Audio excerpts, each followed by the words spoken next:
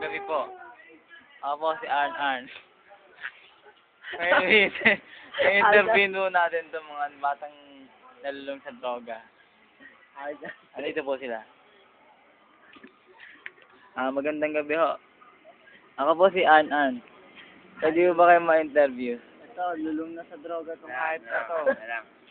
Ito, may hepa natin mo matala nilaw. I-interviewin ko lang ho kayo, ba't nalulung kayo sa pinagbabawal na rugby? Tatanungin nyo.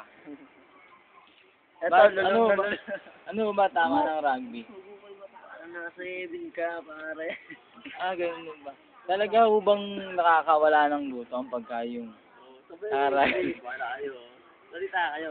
Para ako rin dyan. Ikaw na lang. Wala na kayo. Huwag ko kayo matakot, bibigyan ko kayong pagkain. Para Mac, bibigat tayo pagkain, Mac. Hindi. Talaga ho mga lapping trip kayo pagka yung Oo. rugby ko kayo. Apo. Mukhang ikaw ang founder nila. Kayo siya. Ano bang naakukuha niyo sa pag-rugby? Ano ulit? Yung wala, ayun, hindi ka na problema. Wala problema. Mukhang bangag na mga go kayo Maganda ho ba? Tama? Nakadalawang galon na yan.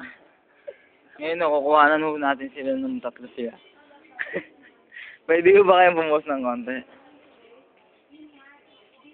Pwede. Pwede ho yan, pwede. Ayun kayo ka na ng-interview. Ba't ho kayo nag-rugby? Papalipas oras lang yan.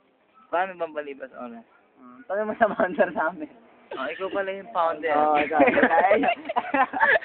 Ang liit ng mukha mo, Okay. Okay, cut. Magbabalik ko. Eyewitness.